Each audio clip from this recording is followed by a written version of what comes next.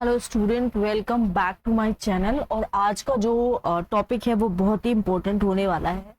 As you know that हम सभी देख रहे हैं कि फिलिस्तीन और इसराइल के बीच में एक जो जंग है वो छिड़ चुकी है। 7 अक्टूबर को इसी साल जो हमास जिसको एक टेररिस्ट ऑर्गेनाइजेशन बोलते हैं, फिलिस्तीन को जो सपोर्ट करता है, फिलिस्तीन की राइट्स को लेके, ये एक ऑर्गेनाइजेशन है। इस ऑर्गेनाइजेशन ने इसराइल पर एक बॉम्ब ब्लास्ट किया था 7 अक्टूबर को। अब ये मानना है कि जो इसराइल और पैलेस्टीन में इतना ज्यादा कॉन्फ्लिक्ट है, इतनी ज्यादा नफरत है, उसके पीछे का बैकग्राउंड हम आज देखने वाले हैं, जो कि बहुत इंपॉर्टेंट है। देखिए, जब भी आपको कभी, हम सब जानते हैं, अगर आपको आज की सिचुएशन के बारे में अगर आपको जानना है तो आपको अपने पास्ट के बारे में जानना होगा। तो इसी वजह से हम इनकी जो रूट कॉज है, इन जो हेट्रेड है इन दोनों मुल्कों के बीच में, उसको हम जानते हैं। हम जानते हैं कि इसराइल पैलेस्टीन का कॉन्फ्लिक्ट जो है वो एक लॉन्ग स्टैंडिंग और कॉम्प्लेक्स जियोपॉलिटिकल डिस्प्यूट्स है इसराइलीज और पैलेस्टीनियंस के बीच में। ठीक है, एक जियोपॉलिटिकल डिस्प्यूट्स है। स्पेसिफिकली जो कंसर्निंग स्टेट है इसराइल के और पैलेस्टीनियन जो टेरिटरीज के वेस्ट बैंक में, जैसे कि और गाजा स्ट्रिप और ईस्ट जेरूसलम। अब ये जो कॉन्फ्लिक्ट है इसका डीप हिस्टोरिकल भी एक रीजन है, पॉलिटिकल रीजन भी है और रिलीजियस रूट्स भी है। Has led to numerous wars. इसकी वजह से बहुत ज्यादा वॉर हुई है, इसी वजह से, क्योंकि हिस्टोरिकल रूट्स भी रहा है, रिलीजन की वजह से भी। दोनों का जो रिलीजन है वो उसमें कहीं ना कहीं कॉन्फ्लिक्ट्स है, पॉलिटिकल कॉन्फ्लिक्ट्स भी है यहाँ पे। ठीक है, अब ये और भी ज्यादा कॉन्फ्लिक्ट जो है वो दिन ब दिन बढ़ते जा रहा है। अब यहाँ पे क्या है, यहाँ एक मैं आपको एक ब्रीफ ओवरव्यू देना चाह रही हूँ कि इवेंट्स का और इश्यूज का, जो इसराइल पैलेस्टीन कॉन्फ्लिक्ट्स का एक रीजन है। ठीक है, अब इसका हिस्टोरिकल बैकग्राउंड देख लेते हैं। देखिए, जो रूट्स है कॉन्फ्लिक्ट्स का वो हम 19th और अर्ली 20th सेंचुरीज पे ट्रेस कर सकते हैं, जब जो ज्यूज थे और अरब्स थे दोनों ने क्लेम किया था एक कॉमन लैंड को। कॉन्फ्लिक्ट्स कब इंटेंसिफाई होगा, कॉन्फ्लिक्ट्स बढ़ गया था 20th सेंचुरी में, जब वर्ल्ड वॉर 1 हुई थी। ठीक है, बैलफोर डिक्लेरेशन और ब्रिटिश मैंडेट इन पैलेस्टीन। अब यहाँ पे हम देखते हैं 1947 में यूएन पार्टीशन एक प्लान आया था। इसमें क्या था, यूनाइटेड नेशन जो है उसने प्रपोज किया था एक पार्टीशन प्लान 1947 में, ताकि वो डिवाइड कर सके पैलेस्टीन को। इसमें एक सेपरेट जूइश और अरब स्टेट्स में। ठीक है, पैलेस्टीन को यहाँ पे क्या कर रहे हैं, वो डिवाइड कर रहे हैं किसमें, सेपरेट एक जूइश और अरब स्टेट, मतलब एक ऐसे स्टेट में जहाँ पे एक तरफ जो ज्यूज है वो रहेंगे और एक तरफ जो मुस्लिम्स है वो रहेंगे, और इंटरनेशनल कंट्रोल ओवर जेरूसलेम। और जो जेरूसलेम है, जो कि होली सिटी है, माना जाता है दोनों रिलीजन के हिसाब से। जूस भी इसको एक होली सिटी मानते हैं और मुस्लिम्स भी एक होली सिटी मानते हैं जेरूसलेम को।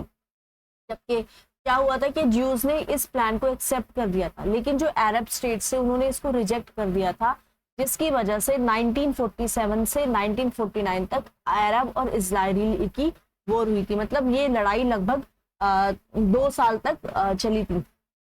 अब 1948 की जो वॉर हुई थी, जो लड़ाई हुई थी अरब की और इजरायली की जो वॉर हुई थी, ये हुई थी इंडिपेंडेंस को लेके, आजादी को लेके। जब डिक्लेरेशन हुआ था इसका, स्टेट का, इसराइल का, 1948 में, तो जो नेबरिंग अरब स्टेट्स थे उन्होंने इन्वेड कर दिया था। तो जिससे क्या हुआ, एक वॉर छिड़ गई। इसराइल हालांकि उन्होंने लड़ाई को जीत लिया था और बहुत सारे जो पैलेस्टीनियन पीपल थे वो यहाँ पे क्या हुए, उनको रेफ्यूजी बनना पड़ा, वो रेफ्यूजी यहाँ पे बने। अब ये जो लड़ाई थी ये बहुत टाइम तक चली। 6 डे वॉर 1967 में इसराइल ने एक लॉन्च कर दिया था एक pre emptive strike against it's Arab neighbour. और ये जो इसकी जो वेस्ट बैंक है, गाजा स्ट्रिप, उसको क्या कर दिया था, इन्होंने कैप्चर कर दिया था और ईस्ट जेरूसलेम को अपने कब्जे में इसराइल ने कर दिया था।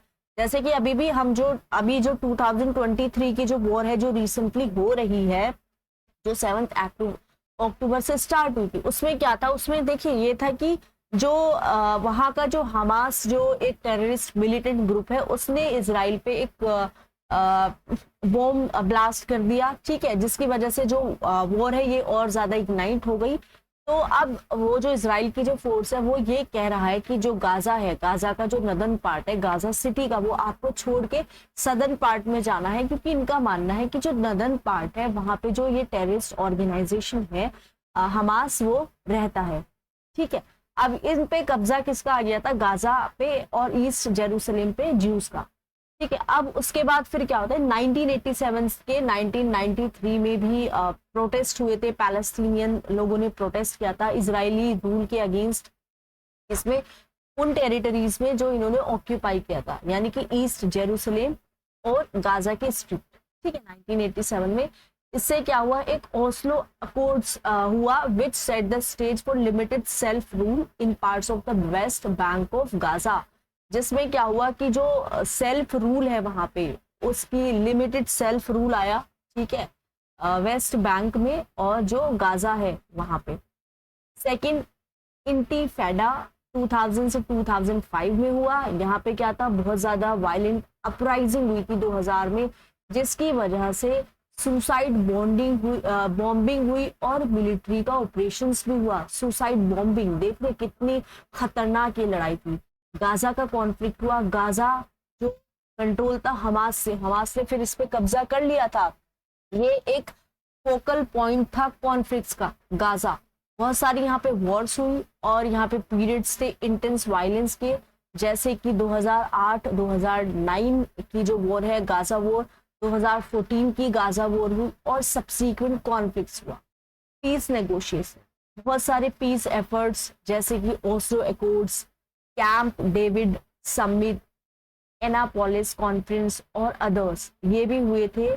बट एक लास्टिंग पीस एग्रीमेंट अभी तक भी नहीं आया है, जिससे कि दोनों मुल्कों में दोनों जो रिलीजियस दोनों जो रिलीजन है, जो ज्यूज एक रिलीजन है और मुस्लिम एक रिलीजन है, इनको फॉलो करने वाले लोगों में अभी तक कोई भी पीस नहीं आया है।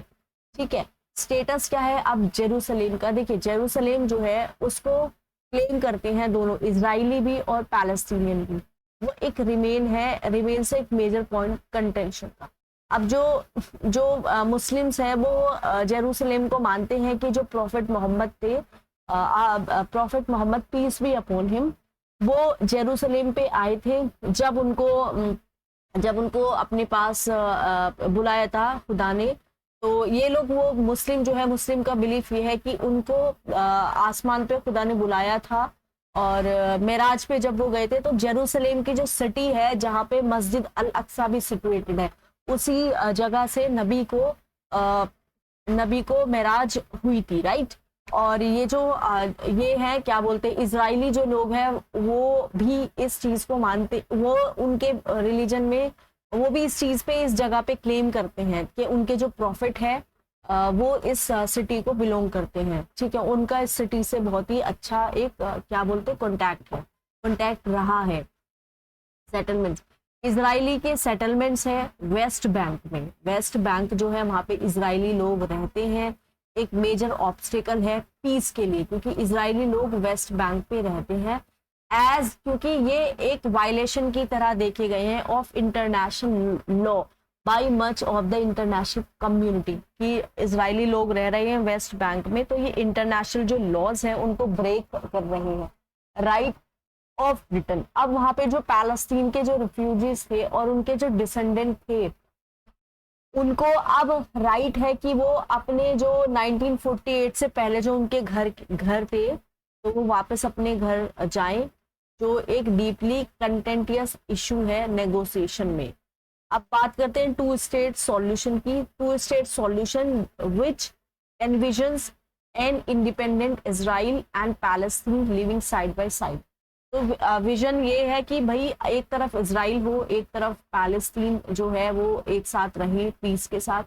वाइडली सपोर्टेड ये फ्रेमवर्क है जिससे कॉन्फ्लिक्ट्स को हम सॉल्व कर सकते हैं। ठीक है, the prospects for its realisation remain uncertain. अभी ये जो हम इसकी जो पॉसिबिलिटी है वो 0.000% है, बिकॉज कोई भी उम्मीद नजर नहीं आ रही है कि दोनों जो पैलेस्टीन है और जो इजराइल है उनमें कुछ यहाँ पे नेगोशिएशन हो जाए। इसराइल पैलेस्टीन कॉन्फ्लिक्ट्स बहुत ज़्यादा सेंसिटिव है, ये डीपली रूटेड है with narratives and perspective that very widely on both sides. ये जो ऑनगोइंग कॉन्फ्लिक्ट्स है ये कंटिन्यू है to have a significant impact on the region in the world and efforts to reach a peaceful resolution persist despite the challenge। तो यहाँ पे एक जो पीसफुल रिजोल्यूशन है, पीसफुल रिजोल्यूशन एक्चुअली में नहीं आया है। तो स्टूडेंट मैं आपसे रिक्वेस्ट करती हूँ कि आप प्लीज मुझे कमेंट सेक्शन में बताइए कि ऐसा क्या जो स्टेप्स लिए जा सकते हैं जिससे दोनों जो इजराइल है और पैलेस्टीन का जो कॉन्फ्लिक्ट है वो खत्म हो जाए और यहाँ पे एक जो पीस है उसको दोबारा से रिस्टोर किया जाए। तो आप प्लीज मुझे अपने व्यूज है, अपने आइडियाज मुझे आप कमेंट सेक्शन में बताइए। Thank you so much.